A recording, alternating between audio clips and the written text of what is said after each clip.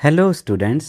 तो हमने चैप्टर 5 में दी गई पोइम 9 गोल्ड मेडल्स को अच्छी तरह से हमने रीड कर लिया था, इसे रिसाइट किया था हमने और इसका हमने मीनिंग समझ लिया था। तो चलिए आज हम करने वाले हैं इसके क्वेश्चन आंसर्स और जो भी एक्सरसाइज दी होंगी हम उन्हें सॉल्व करते हैं। तो चलिए स्टूडेंट शुरू करते हैं इसका सॉल्यूशन। तो इसमें स्टूडेंट पेज नंबर 158 पे है, चेक योर अंडरस्टैंडिंग, अपनी समझ की जांच करें। इसमें फर्स्ट पार्ट दिया है वर्क इन पेयर्स, जोड़ों में काम करें। Match the words and phrases in the column 1 with their meaning in column 2। जो भी शब्द और वाक्यांश दिए गए हैं कॉलम 1 में उन्हें उनके मीनिंग के साथ मैच करना है कॉलम 2 में। You may read the poem again, आप एक बार फिर से कविता को पढ़ सकते हैं। And infer the contextual meaning, और उनका संदर्भगत अर्थ जो है आप जान सकते हैं। कविता को पढ़कर आप अनुमान लगा सकते हैं कि इसका क्या अर्थ होगा। Check your answer with the teacher, और अपने अध्यापक से अपने उत्तरों की जांच करवाएं। तो स्टूडेंट इस तरफ ये है कॉलम 1, इसमें वर्ड्स और फ्रेजेस हैं और इस तरफ उनके मीनिंग हैं।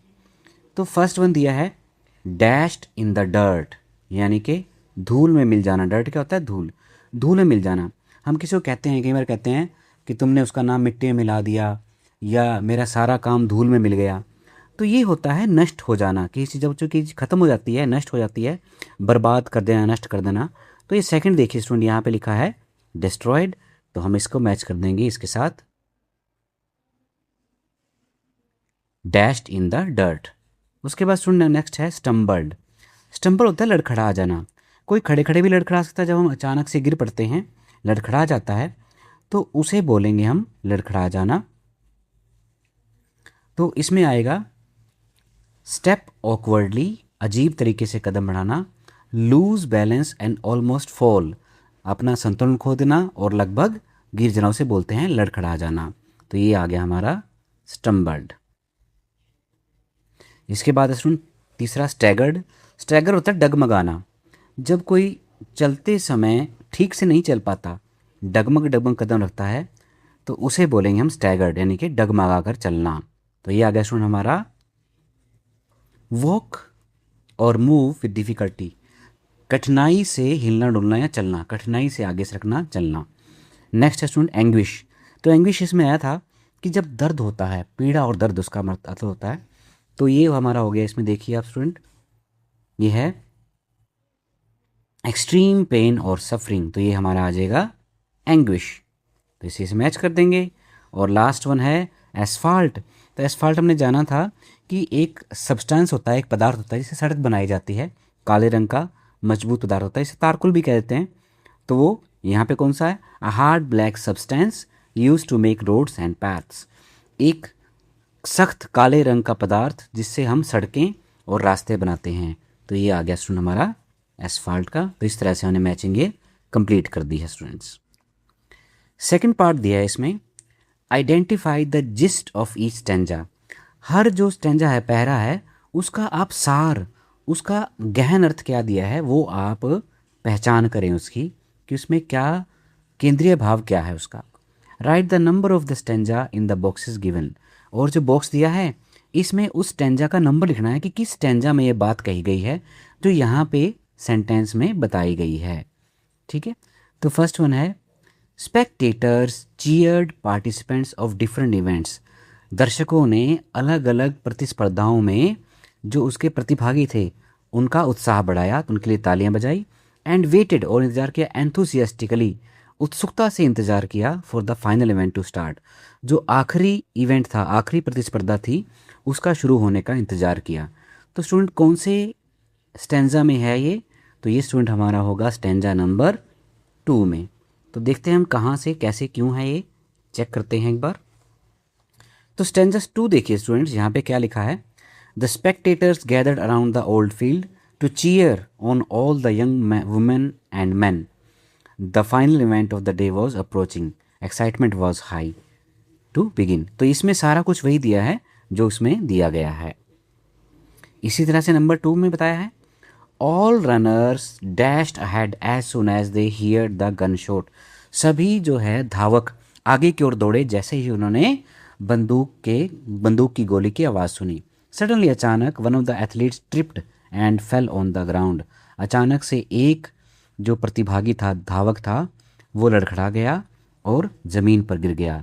तो ये कौन से स्टेंजा में कहा गया स्टूडेंट? ये है हमारा स्टेंजा 4। तो चलिए एक बार चेक करते हैं कैसे है। तो स्टूडेंट यहाँ देखिए 4th स्टेंजा में the signal was given the pistol exploded, यही बात वहाँ पे की गई है। And so did the runner all charging ahead, तो सभी भाग पड़े हैं उधर। तो इस स्टेंजा में वो बात कही गई है। नेक्स्ट है 3rd, the race finished with 9 athletes holding hands and winning the well deserved gold medals, their smiles and spectators standing up to applaud conveyed everything. तो ये स्टूडेंट ये बात हुई है बिल्कुल लास्ट पैराग्राफ में, जब वो हाथों में हाथ पकड़ के जब वो फिनिश लाइन की ओर बढ़ते हैं और 9 के 9 गोल्ड मेडल जीतते हैं। तो हमारा लास्ट पैराग्राफ कौन सा स्टूडेंट? वह है 8th पैराग्राफ, 8th स्टेंजा है हमारा। 8th स्टेंजा में ऐसा हुआ है। नेक्स्ट है participants got ready at the starting line and 9 determined athletes waited for the sound of the gun. तो जो पार्टिसिपेंट थे, प्रतिभागी थे, वो स्टार्टिंग लाइन शुरुआती रेखा पर खड़े हैं और 9 दृढ़ निश्चयी जो खिलाड़ी हैं वो गन की आवाज़ की प्रतीक्षा कर रहे हैं। तो स्टूडेंट ये कौन से उसमें हुआ है? वो ये हुआ है स्टूडेंट हमारे स्टेंजा 3 में। एक बार देख लेते हैं स्टेंजा 3 को। तो ये देखिए स्टेंजा 3 में students, the blocks were all lined up for those who would use them, the 100-yard dash and the race to be run. These were 9 resolved athletes. यहाँ कहा गया है 9 दृढ़ निश्चयी, पक्के इरादे वाले, दृढ़ संकल्प वाले खिलाड़ी। तो यहाँ वो इंतजार कर रहे हैं किसका? गन की आवाज़ का। तो इसलिए ये 3rd पैराग्राफ में है। तो ये 3rd हमारा स्टूडेंट स्टेंजा है। 5th है athletes from various parts of the country had gone through months of training, had big dreams of winning a medal. तो अलग अलग देश के भागों से खिलाड़ी वहाँ पर जो है एक आशा लेकर आए थे और बहुत महीनों की ट्रेनिंग के बाद आए थे कि वे एक मेडल जीतेंगे। तो किस में स्टूडेंट कहा गया ये बिल्कुल जो हमारा फर्स्ट स्टेंजा है उसके अंदर ये बात कही गई है कि अलग अलग देश के भागों से खिलाड़ी आए थे। तो ये फर्स्ट में हो गया। और लास्ट है 6th, the 8 athletes step to help the young fallen athlete stand up forgetting that they were competing. 8 जो खिलाड़ी थे वो रुक गए और वो उस गिरे हुए यंग लड़के की तरफ भागे उसे खड़ा करने के लिए। वे भूल गए कि वे वहाँ पर compete कर रहे थे, प्रतियोगिता कर रहे थे, आपस में उनका कंपटीशन था। तो स्टूडेंट कौन से पैरे में बात हुई है, कौन से स्टेंजा में हुई है बात? ये हुई है हमारी 5th में। तो चलिए देखते हैं 5th में क्या लिखा है। एक बार 5th स्टेंजा देखते हैं एक बार। नहीं स्टूडेंट्स, ये 5th में नहीं हुआ है, ये हमें मिलेगा 6th में। एक्चुअल में ये 6th में है। जो बात ये है कि वो गिर गया था खिलाड़ी और उसे संभालने के लिए बाकी रुके थे। तो चलिए अब देखते हैं 6th स्टेंजा को। तो यहाँ देखिए 6th स्टेंजा में the 8 other runners pulled up on their heels, the ones who had trained so for so long to compete. One by one they all turned round and went back to help him and brought the young boy to his feet. तो इस stanza में student वही बात कही गई है जो वहाँ पे दर्शाई गई है। 7th है 9 athletes held the banner and walked hand in hand. This gesture represent the ethos of Special Olympic. 9 जो खिलाड़ी थे वो बैनर पकड़े हुए थे और हाथों में हाथ लिए चल रहे थे। उनका ये जो जेस्चर है तो वो क्या दर्शाता है? तो उनका ये जेस्चर है, ये जो इशारा है, ये किसका प्रतिनिधित्व करता है? किस लोकाचार का, किस संस्कार का प्रतिनिधित्व करता है? किसका? जो स्पेशल ओलंपिक के किस संस्कार का प्रतिनिधित्व करता है? तो स्टूडेंट ये जो बात कही गई है ये हमारे 7th स्टेंजा में ही है, तो इसलिए यहाँ पे आ जाएगा 7। एक बार देखते हैं 7th स्टेंजा को। यहाँ देखिए Then all the 9 runners joined hands and continued. The 100-yard dash now reduced to a walk and a banner above that said. तो यहाँ बैनर की बात आई है, तो यहाँ पे वो सारी बातें हैं जो वहाँ पर बताई गई हैं। तो हमारा स्टेंजा 6 इसके लिए एक्यूरेट नंबर है, सही नंबर है। 8th है the young athlete felt his dreams were shattered and cried in pen. युवा खिलाड़ी ने महसूस किया कि उसके सपने बिखर गए थे और वह दर्द से चीखा, चिल्लाया, एंड डिसअपॉइंटमेंट और निराशा से। बट समथिंग यूनिक हैपन्ड, परंतु कुछ अद्भुत हुआ, ऐसा जो पहले कभी नहीं हुआ वो हुआ। तो ये कौन से स्टेंजा में है स्टूडेंट? ये है हमारा फिफ्थ स्टेंजा में। तो चलिए एक बार फिफ्थ स्टेंजा को देखते हैं। यहाँ देखिए, he gave out a cry of frustration and anguish. तो दर्द और निराशा से वह चीखा। तो ये सब बातें उसमें हैं, तो इसलिए हमारा जो हमने नंबर लिखा है वो सही है। पार्ट 3 है students, let us appreciate the poem. आइए कविता की सराहना करें, प्रशंसा करें। तो इसमें फर्स्ट दिया है question, two examples of alliteration from the poem are. तो एलिट्रेशन स्टूडेंट हमने पहले भी इस पर चर्चा की हुई है। अनुप्रास अलंकार जो होता है एलिट्रेशन, जहाँ पर किसी अल्फ़ाबेट को, किसी कंसोनेंट को बार बार रिपीट किया जाता है, तो वहाँ पर होती है एलिट्रेशन, अनुप्रास अलंकार होता है। तो हम कविता में ढूंढेंगे कि कौन से दो एग्जाम्पल हैं जो एलिट्रेशन के लिए फिट बैठते हैं। तो यहाँ पे देखिए स्टूडेंट, स्टेंजा 4 में देखिए, यहाँ पे लिखा है ही स्टम्बल्ड एंड स्टैगर्ड। तो स्टम्बल्ड में एस है और स्टैगर्ड में भी एस है, बीच में एंड है तो माने नहीं होता है। तो स्टम्बल्ड एंड स्टैगर्ड में एस एस की जो है रिपीटिशन है, इसलिए यहाँ पे क्या हो जाएगी? Alliteration. He stumbled and staggered. एक तो ये हो गया एग्जाम्पल हमारा। सेकंड यहाँ पे देखिए स्टेंजा 5 में, डैश्ड इन द डर्ट। तो यहाँ पे भी हम कह सकते हैं कि डी और डी की रिपीटेशन है। जो इन है, द है, ये इसमें कंसिडर नहीं होते हैं, इसलिए डैश इन द डर्ट भी क्या है? एक एलिट्रेशन है। और इसका एक परफेक्ट एग्जाम्पल और है, स्टेंजा 8 में देखिए स्टूडेंट, यहाँ पर holding hand still. Holding hands में एच एच की रिपीटिशन है, तो दोनों वर्ड ये भी एच से शुरू हो रहा है और ये भी, तो ये हमारी हो गए एग्जाम्पल्स एलिट्रेशन के। तो हम वहाँ पर कोई भी दो एग्जाम्पल लिख सकते हैं। तो स्टूडेंट इस प्रकार हमने यहाँ पे लिख दिए हैं दो एग्जाम्पल। एक आ गया होल्डिंग हैंड्स, हम स्टिल भी लिख सकते हैं इसके आगे, और दूसरा है स्टम्बल्ड एंड स्टैगर्ड। तो ये दो एग्जाम्पल हमने उनमें एलिट्रेशन के लिख दिए हैं। बोलना गाउन। सेकेंड है इसमें पार्ट 3 में, give 3 examples of visual imagery from the poem. जो विजुअल इमेजरी है, दृश्य बिंब, उसके 3 एग्जाम्पल देने हैं आपने। कहाँ कहाँ पर दृश्य बिंब का प्रयोग हुआ है, तो हम यहाँ पे लिखेंगे। तो स्टूडेंट वैसे तो सारी की सारी पोएम ही विजुअल इमेजरी में लिखी हुई है, पूरा वर्णन किया गया है कैसे कैसे क्या क्या हुआ, लेकिन फिर भी हम 3 एग्जाम्पल जो है बेस्ट निकालते हैं यहाँ पे। तो इसमें जैसे देखिए फर्स्ट आ सकता है, the spectators gathered around the old field. दर्शक पुराने मैदान के चारों ओर जमा हो गए, इकट्ठा हो गए। तो यहाँ पे एक दृश्य बिंब बन रहा है कि हमें दिखाना चाहता है पोइट कि किस प्रकार वहाँ लोग इकट्ठा, हमारे मन में एक कल्पना उभरती है, एक दृश्य उभरता है। सेकंड है the runners all charging ahead. जो धावक थे वो सभी आगे की ओर दौड़े। थर्ड है 9 athletes holding hands at the finish line. 9 खिलाड़ी हाथ पकड़े अंतिम रेखा पर खड़े थे। तो ये सब, इसमें और भी बहुत सारे हो सकते हैं स्टूडेंट, तो ये 3 हम दृश्य बिंब ले सकते हैं। अगला है 3, इसमें पार्ट 3 है। थर्ड क्वेश्चन दिया है, give an example of auditory imagery. जो है श्रव्य बिंब, कहाँ पे हमें सेंसर, जो हमारी सेंसेस हैं, सुनने की सेंसेस कहाँ पे एक्टिव होती हैं, तो उसके बारे में पूछा गया है।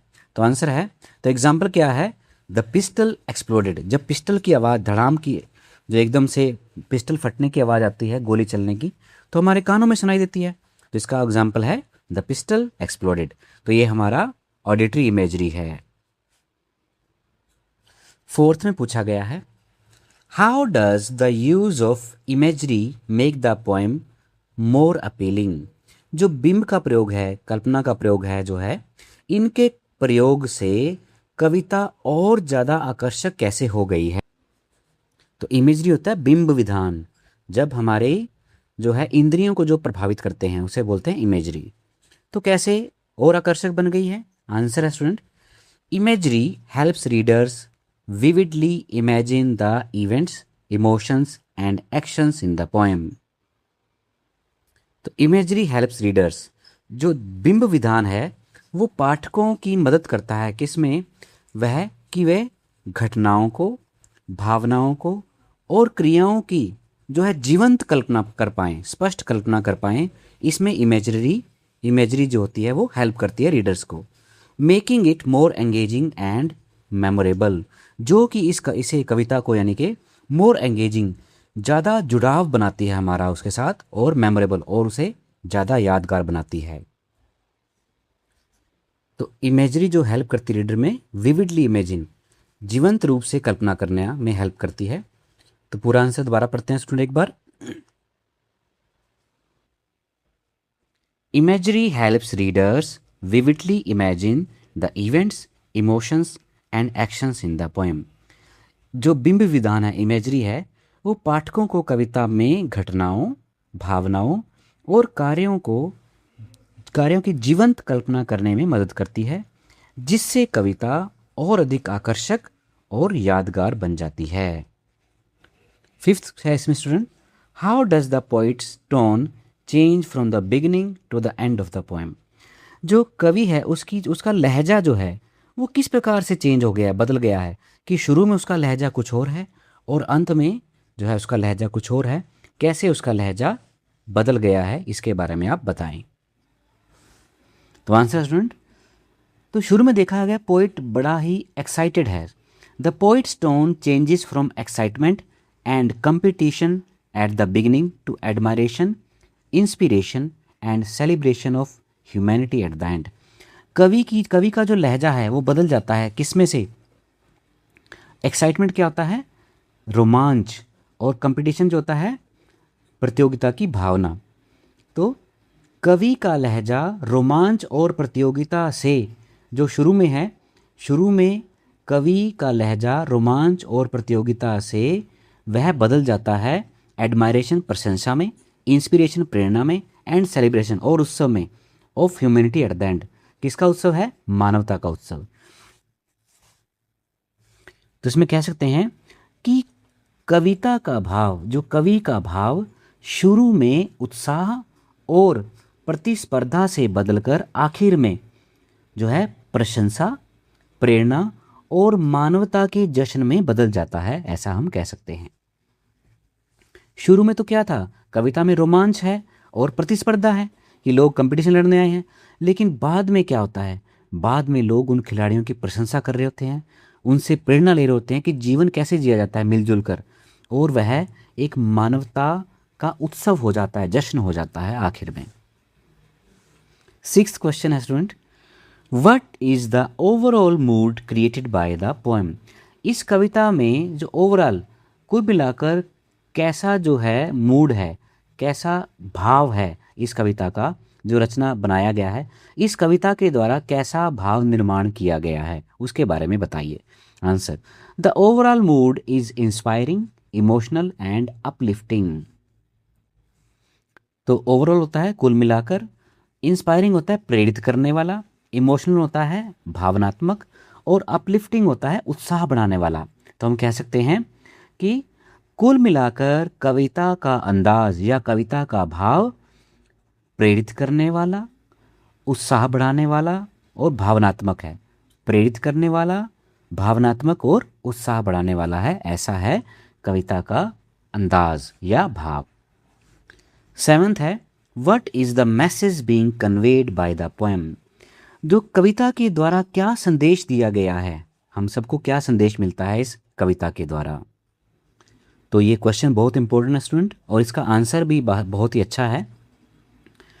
तो आंसर है student, the poem teaches that kindness, empathy, cooperation and humanity are more important than winning a competition. कविता हमें शिक्षा देती है कि दयालुता, सहानुभूति, सहयोग और मानवता ये सबसे ज़्यादा ज़रूरी हैं, सबसे अधिक ज़रूरी चीज़ें हैं इसकी बजाय कि एक प्रतिस्पर्धा जीतने के। तो ये चीज़ें प्रतिस्पर्धा जीतने से बहुत अधिक जो है महत्वपूर्ण है। True success lies in helping others. सच्ची सफलता जो है दूसरों को मदद करने में ही निहित है, दूसरों को मदद करने में ही सच्ची जो है सफलता छिपी हुई है, ऐसा ये कविता संदेश देती है, जो कि बहुत अच्छा है। आगे है स्टूडेंट क्रिटिकल रिफ्लेक्शन, जिसमें हमें कोई स्टैंजा या कोई पैराग्राफ दिया जाता है और हमें उसमें से क्वेश्चन आंसर पता लगाने होते हैं, उनको समझना होता है। तो इसमें एक स्टैंजा दिया है, the 8 other runners pulled up on their heels, the ones who had trained for so long to compete. One by one they all turned round and went back to help him and brought the young boy to his feet. तो ये stanza दिया है student. इसमें पहला दिया है question, select the correct option to complete the sentence. Sentence को complete करना हो तो सही ऑप्शन क्या रहेगा? इसमें है the phrase pulled up on their heels means that the runners। तो इसका क्या अर्थ है? pulled up on their heels, अपनी एड़ियाँ खींच लेना, इसका मतलब क्या है? तो हमने कविता में पोएम में पढ़ा स्टूडेंट कि जब उन्होंने देखा कि उनका साथी गिर गया है तो उन्होंने अपनी दे pulled up on their heels, तो वे रुक गए थे, उन्होंने अपने कदम रोक लिए थे। तो कदम रोकने का कौन सा वाला है? ए है मूव्ड असाइड, एक तरफ हट जाना। दूसरा है स्टॉप्ड रनिंग, दौड़ना, रोक देना। सी है ट्राइड टू रन फास्टर, और तेज तोड़ने की कोशिश करना। और डी जंप्ड अहेड, आगे की ओर कूदना। लेकिन इसमें सही क्या है? वे दौड़ने से रुक गए थे, उन्होंने अपने आप को रोक लिया था। तो क्या सही आंसर? Be stopped running. इसमें आगे है पार्ट 2 इसका, mention one character trait common to all the 8 other runners. जो 8 दूसरे धावक थे उनके चरित्र की कोई एक आम, उनमें जो कॉमन है, जो सब में ऐसी विशेषता चरित्र की जो सब में समान रूप से मिलती है, वो विशेषता बताएं। तो आंसर है the 8 runners were compassionate. Compassionate होता है करुणामयी, जिनके अंदर करुणा है। तो एंड हेल्पफुल, और मददगार थे। 8 के 8 धावक जो थे वो करुणा से भरे हुए थे और वे सभी मददगार थे, मदद करने वाले थे। थर्ड पार्ट में पूछा है, what is the tone of the poet in these lines. इन पंक्तियों में कवि का लहजा कैसा है, कैसी टोन है उसकी? आंसर है the poets tone is admiring and appreciative of the runners kindness and sportsmanship. जो कवि है, कवि का लहजा जो है प्रशंसा वाला है, एडमायरिंग है और एप्रिशिएटिव है, और उनकी तारीफ करने वाला है। ऑफ द रनर्स, खिलाड़ियों की। काइंडनेस एंड स्पोर्ट्समैनशिप, वह उनकी दयालुता और उनके खिलाड़ी वाले जज्बे को जो है उनकी प्रशंसा कर रहा है। तो हम कह सकते हैं कि कवि का लहजा धावकों की जो है दयालुता और उनके खेल भावना की तारीफ करने वाला है, उनकी प्रशंसा करने वाला है। फोर्थ पार्ट है, how might the young athlete have felt on being helped by the others. उस युवा खिलाड़ी ने कैसा महसूस किया होगा जब दूसरे खिलाड़ी ने उसकी मदद की होगी। दूसरे खिलाड़ियों के द्वारा मदद किए जाने पर उस युवा खिलाड़ी ने कैसा महसूस किया होगा। तो आंसर है student, the young athlete might have felt grateful. तो उसने एहसानमंद महसूस किया होगा, उसने उनका एहसान माना होगा। एनकरेज्ड, उत्साह महसूस किया होगा, जोश महसूस किया होगा। सपोर्टेड, अपने आप को सहारा मिलता हुआ महसूस किया होगा। एंड रिलीव्ड, और उसे राहत मिली होगी। When the others came back to help him, जब दूसरे उसकी मदद करने आए। The young athlete might have felt grateful, encouraged, supported and relieved. युवा खिलाड़ी ने अवश्य ही एहसानमंद, उत्साही और जो है सपोर्टेड, जो है उसे सहारा मिलने वाला महसूस किया होगा, और अपने आप को रिलीव्ड, अपने आप को जो है राहत महसूस की होगी उसने। When the others came back to help him, जब दूसरे उसकी मदद करने के लिए आए। फिफ्थ पार्ट है students, would you consider this incident as a turning point in the poem? If yes why, if no why not. क्या आप ये जो स्टैंजा ऊपर दिया गया है, इस घटना को कविता में एक निर्णायक मोड़, टर्निंग पॉइंट क्या होता है, महत्वपूर्ण मोड़ मानेंगे? यदि हाँ तो क्यों, और यदि नहीं तो क्यों नहीं? तो इस स्टैंजा में क्या हुआ स्टूडेंट, एक खिलाड़ी गिर गया है और बाकी खिलाड़ी उसे उठाने के लिए रुक गए हैं। तो क्या ये एक निर्णायक मोड़ है? बिल्कुल है स्टूडेंट्स, आंसर है yes. This incident is a turning point in the poem. यह घटना कविता में एक निर्णायक या महत्वपूर्ण मोड़ है। Because the race changes from a competition to an act of kindness and unity. क्योंकि जो दौड़ थी वो किस में बदल गई, एक प्रतिस्पर्धा से वो किस में बदल गई, एक दयालुता और एकता के कार्य में बदल गई। The runners choose humanity over victory. धावक जो भागने वाले हैं वे मानवता को चुनते हैं विजेता की बजाय। वे विजय है, जीत से आगे बढ़कर वे मानवता को चुनते हैं, ना कि विजय को, जीत को। Which leads to the poem's inspiring ending, जिससे कविता जो है, कविता का अंत प्रेरणादायक होता है। कविता अंत में कैसे बन जाती है, प्रेरणा देने वाली, जो सभी को शिक्षा देती है। एक और स्टैंजा दिया है next, that's how the race ended with 9 gold medals. ये 8th लास्ट स्टैंजा है शायद। They came to the finish line holding hand still and a standing ovation and 9 beaming faces said more than these words ever will.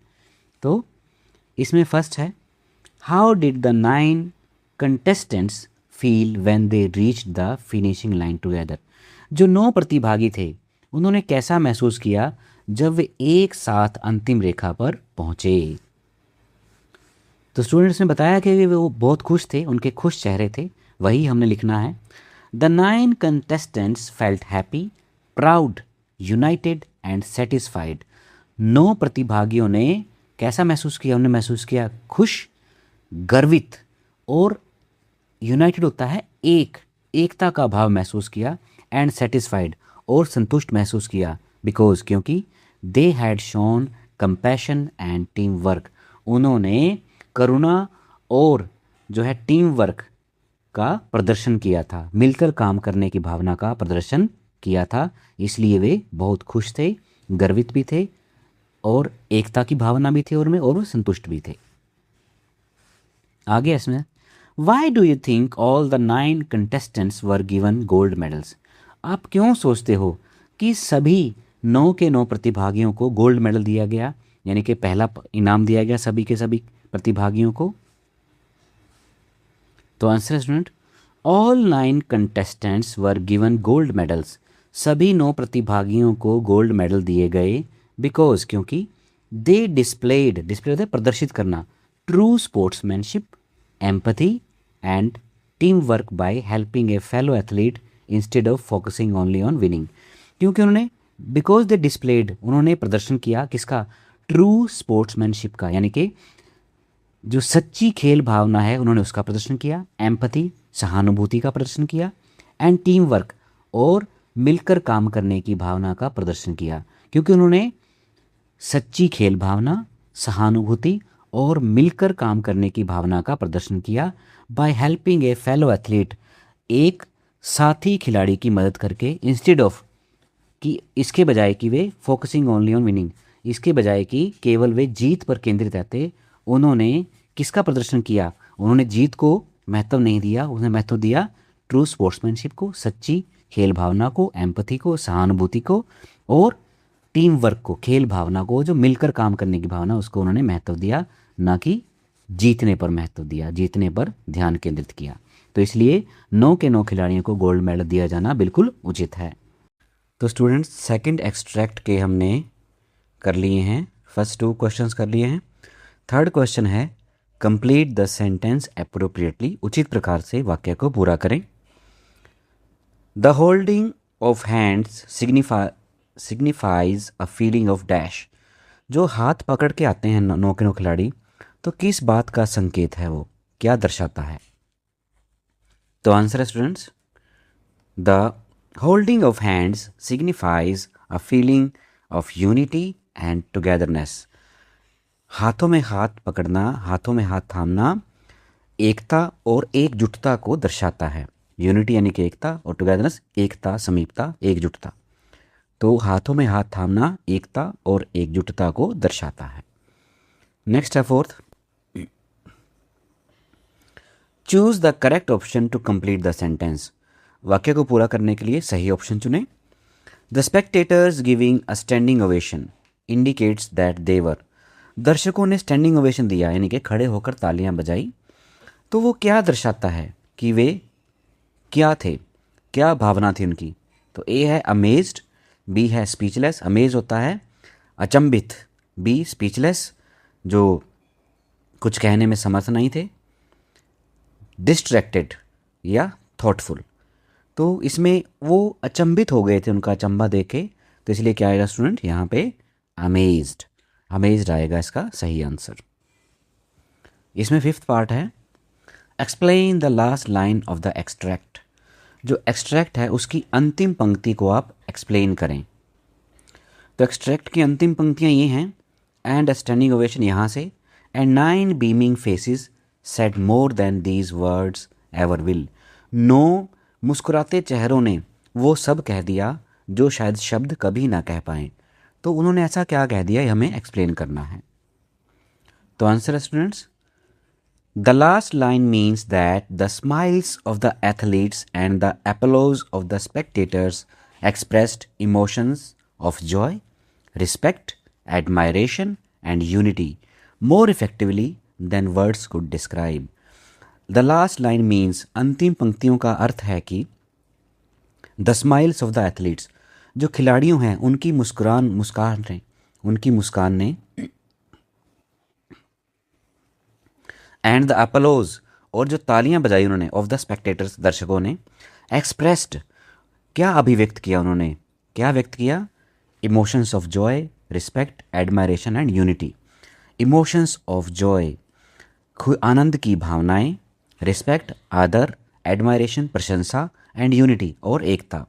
तो जो दर्शक हैं, दर्शकों की तालियों ने अभिव्यक्त किए भावनाएं, आनंद की भावनाएं, उल्लास की भावनाएं, आदर की भावनाएं, प्रशंसा की भावनाएं और एकता की भावनाएं मोर इफेक्टिवली, ज़्यादा प्रभावी रूप से, देन वर्ड्स कुड डिस्क्राइब, जो कि शब्द कर सकते थे, शब्दों से कहीं ज़्यादा प्रभावी रूप से जो दर्शकों की तालियां थी और उन 9 खिलाड़ियों की स्माइल थी, उन्होंने बहुत कुछ अभिव्यक्त किया जो शायद शब्द कभी बयान ना कर पाते। तो इन सब चीज़ों ने शब्दों से भी ज़्यादा जो है स्थिति को बयान कर दिया कि किस प्रकार से जो एथलीट हैं वो खुश हैं, और उनकी तालियों से ही 9 के 9 खिलाड़ियों को क्या मिला, उल्लास मिला, आनंद और खुशी मिली, आदर मिला, प्रशंसा मिली और एकता की भावना मिली। तो इस तरह से अंतिम पंक्ति का ये मीनिंग है, तो हम समझ सकते हैं। आगे है पार्ट 2 में answer the following questions. First question है describe how the setting established in the first 2 stanzas of the poem create a vivid atmosphere for the events that follow. Describe होता है बताइए या वर्णन कीजिए।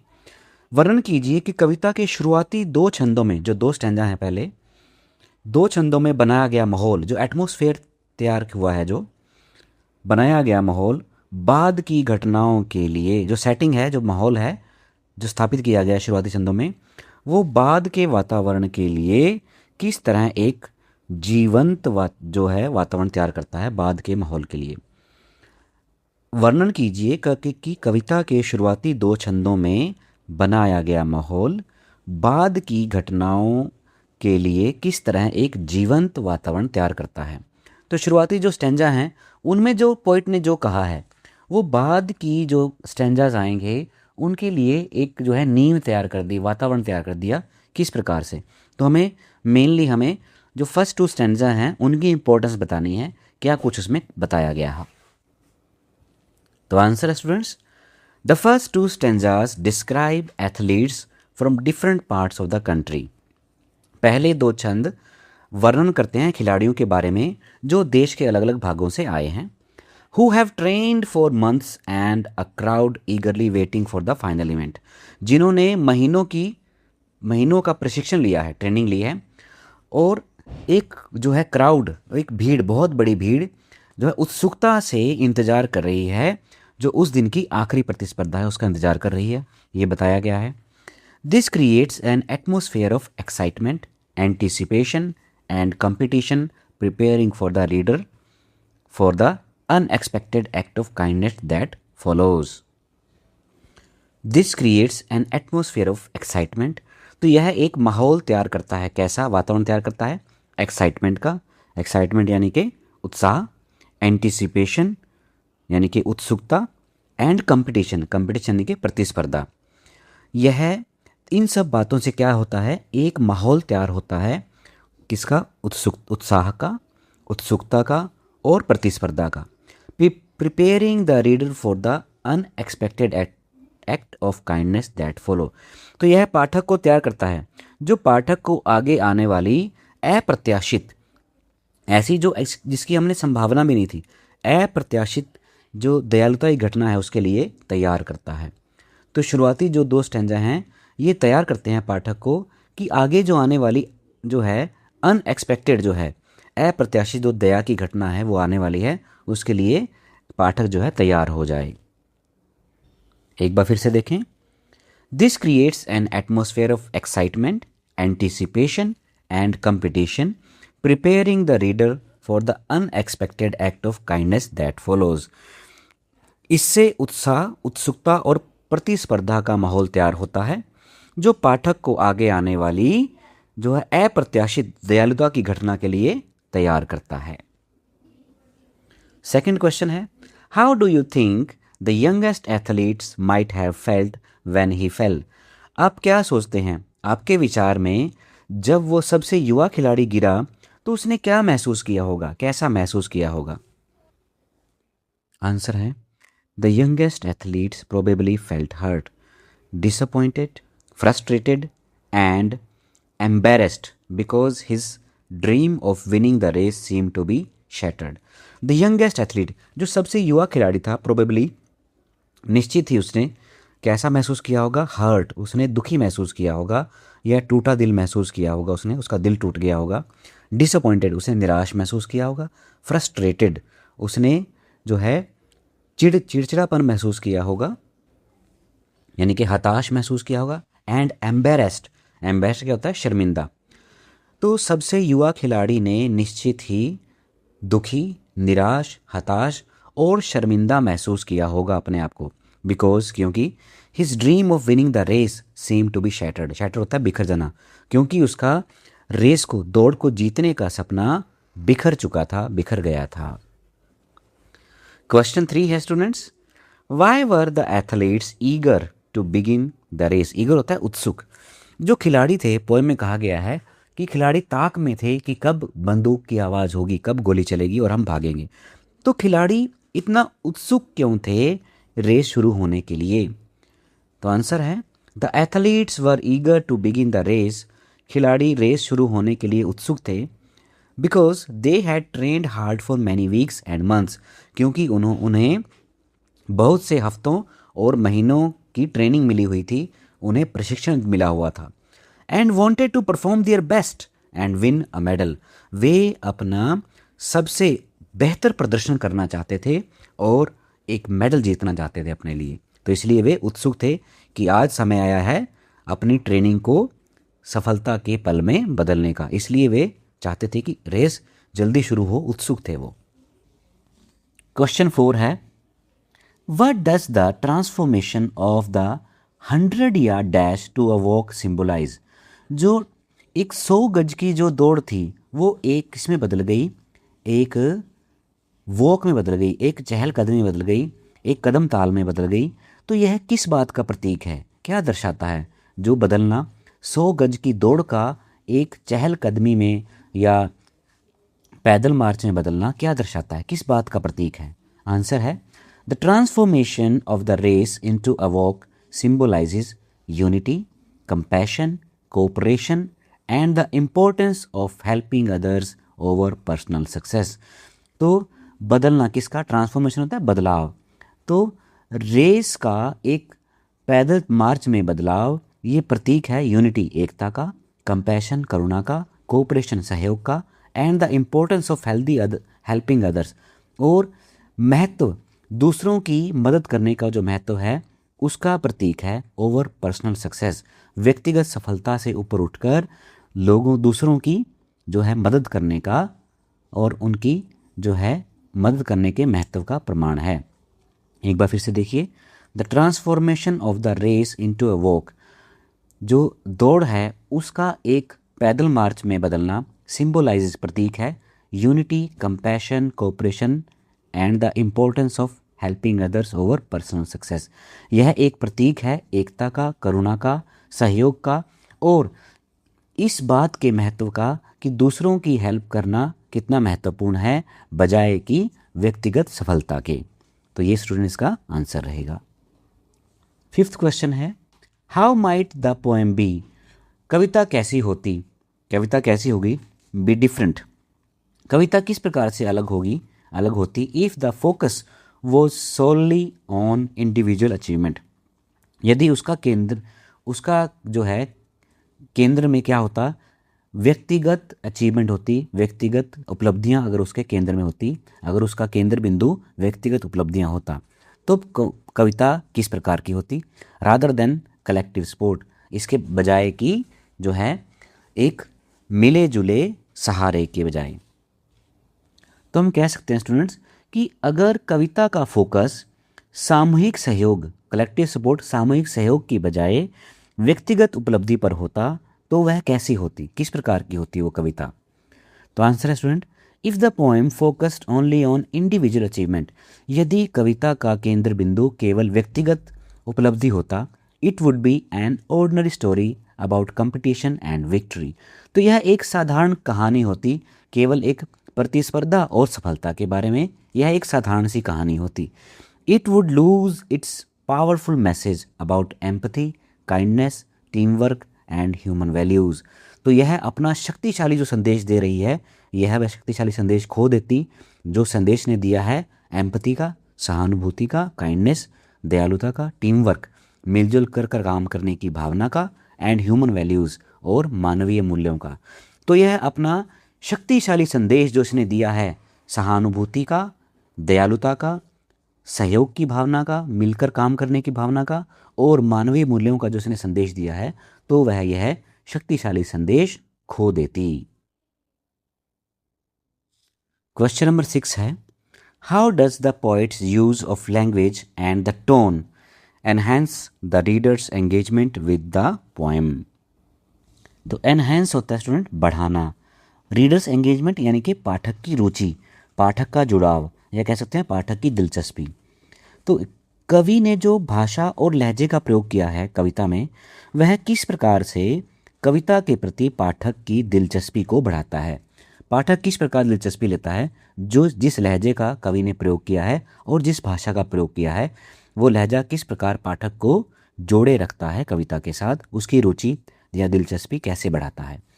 तो आंसर है students the poet uses vivid imagery, emotional language and an inspiring tone to help readers visualize the events and connect emotionally with the athletes. This makes the poem memorable and meaningful. The poet uses vivid imagery. Vivid होता है जीवंत, imagery मैंने बिंब, जो दर्शाता है वो बिंबों का प्रयोग, यानी कि जो चरित्र चित्रण करता है उसमें चित्रों का आभास कराता है हमें। The poet uses vivid imagery, कविता जीवंत बिंबों का प्रयोग करता है। इमोशनल लैंग्वेज, भावपूर्ण भाषा का प्रयोग कवि द्वारा।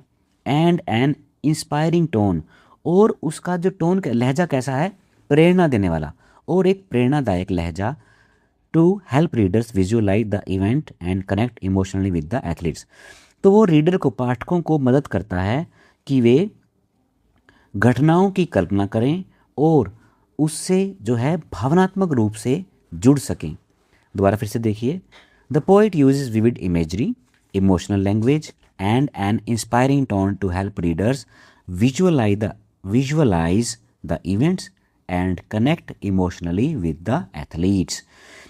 कवि जीवंत बिंबों, भावपूर्ण भाषा और लहजे का प्रयोग करके पाठकों को घटनाओं की कल्पना करने और खिलाड़ियों से भावनात्मक रूप से जुड़ने में मदद करता है। This makes the poem memorable and meaningful, ये सब बातें कविता को यादगार और अर्थपूर्ण बनाती हैं। ये जो कवि ने प्रयोग किए हैं, ये जो टूल्स यूज़ किए हैं, ये सब बातें कविता को यादगार और अर्थपूर्ण बनाती हैं। 7th क्वेश्चन है what might be the poets purpose of writing this poem. बड़ा इंपॉर्टेंट क्वेश्चन है कि कवि का ये कविता लिखने का उद्देश्य क्या है, क्या उद्देश्य होगा इस कविता को लिखने का? तो आंसर है students, the poet's purpose is to highlight the values of empathy, compassion, sportsmanship and the team work. कवि का उद्देश्य है कि वो हाईलाइट करे, यानी कि वे सामने लाए। तो हाईलाइट कह सकते हैं हम, सामने लाना या उजागर करना। तो हम कहेंगे कवि का जो उद्देश्य है, कवि का उद्देश्य सहानुभूति, करुणा, खेल भावना और टीम वर्क है। मिलजुल कर काम करने जैसी भावनाओं को सामने लाना है, उन्हें उजागर करना है। एंड टू शो दैट, और यह दर्शाना है कि helping others is often more important than winning a competition, कि दूसरों की मदद करना अक्सर एक जो है प्रतियोगिता जीतने से कहीं ज़्यादा महत्वपूर्ण होता है। तो कवि का मुख्य उद्देश्य है ये जो भावनाएं हैं, कि कौन सी? सहानुभूति की भावना, करुणा, स्पोर्ट्समैनशिप खेल भावना, सच्ची खेल भावना, और टीम वर्क होता है मिलजुल कर काम करने की भावनाएं हैं, इन्हें सामने लाना, इन्हें उजागर करना है कवि का मेन उद्देश्य है। और ये दर्शाना कि दूसरों की मदद करना एक कंपटीशन जीतने से कहीं ज़्यादा महत्वपूर्ण होता है। आगे स्टूडेंट्स, वोकैबुलरी इन कंटेक्स्ट, संदर्भ में शब्दावली। इसमें फर्स्ट पार्ट है the phrase standing ovation is an example of an adjective noun collocation. तो यह एडजेक्टिव नाउन कोलोकेशन है। कोलोकेशन क्या होती है स्टूडेंट? जो शब्द हमेशा इकट्ठे आते हैं, उनका एक जुड़ाव होता है आपस में एक दूसरे के साथ। Identify two other similar examples from the poem. इस कविता से दो इस तरह के और उदाहरण दीजिए। यहाँ बताया गया है कोलोकेशन, ये पहले भी आ चुका है students. Collocation is a pair of or group of words that habitually appear together. Collocation क्या है? शब्दों का जोड़ा अथवा समूह है जो आदतन इकट्ठे आते हैं, तो वे लगभग इकट्ठे ही प्रयोग होते हैं, तो उन्हें कहेंगे कोलोकेशन। तो इसमें दो एग्जांपल ले सकते हैं हम, जैसे यंग बॉय, बॉय यंग के साथ क्या लगा सकते हैं हम? बॉय। ऐसे ही ओल्ड फील्ड लिखा हुआ इसमें, पुराना मैदान। पार्ट 2 में है complete the table given below by writing 4 nouns in column 2। हमने 4 नाउन लिखने हैं कॉलम 2 में, that collocate with the adjective in column 1। जो ये एडजेक्टिव हैं, ये विशेषण हैं, इनके साथ वो नाउन कोलोकेट करते हैं, साथ साथ आते हैं, जो कॉलम 1 में दिए गए हैं। 1 example has been done for you, आपके लिए एक एग्जाम्पल कर दिया गया है यहाँ पे। You may take the help of a dictionary, आप इसमें डिक्शनरी की भी मदद ले सकते हैं।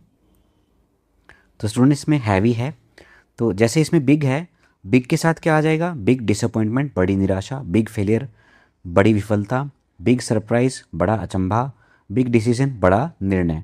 ऐसे ही हैवी है, हैवी होता है भारी, तो हैवी के साथ क्या कहा आ सकता है?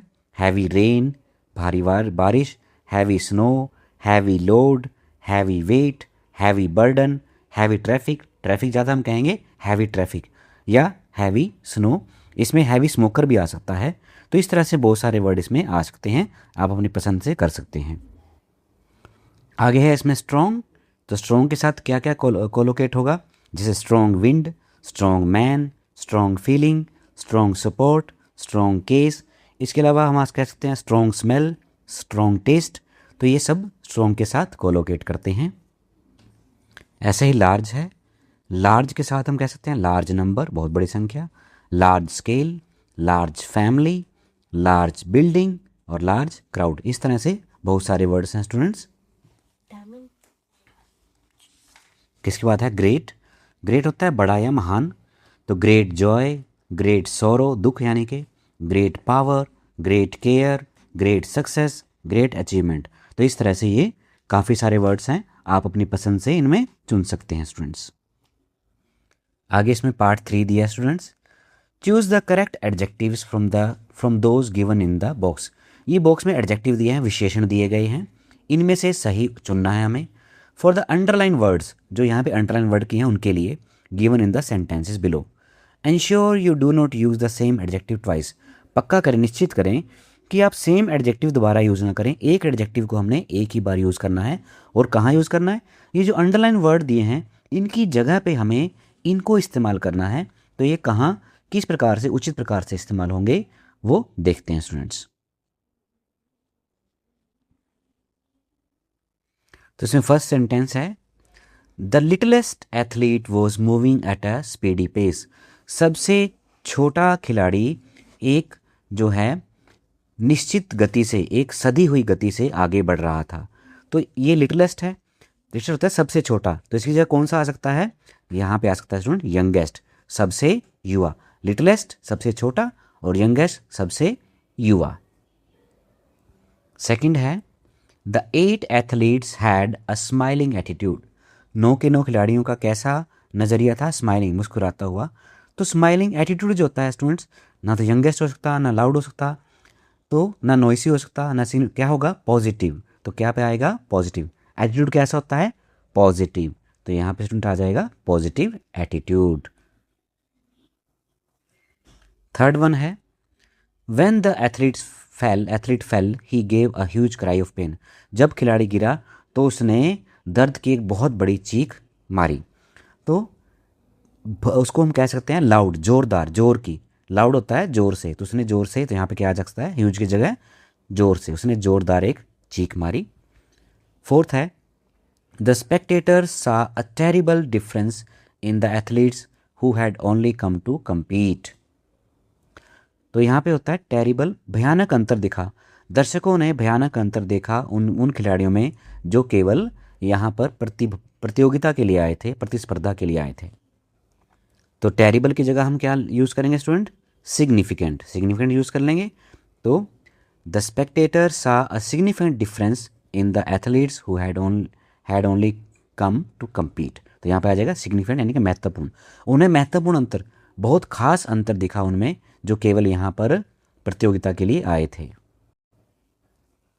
तो इसमें लास्ट वन रह गया स्टूडेंट, फिफ्थ है the gaudy crowd cheered the runners enthusiastically.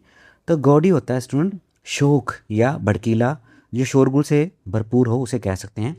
तो शोक भीड़ ने, हम कह सकते हैं शोक भीड़ ने उत्साह के साथ धावकों को जो है धावकों की प्रशंसा की और तालियां बजाई उनके लिए। तो गॉडी, गॉडी की जगह क्या आ जाएगा, नॉइसी, शोर शराबे वाली।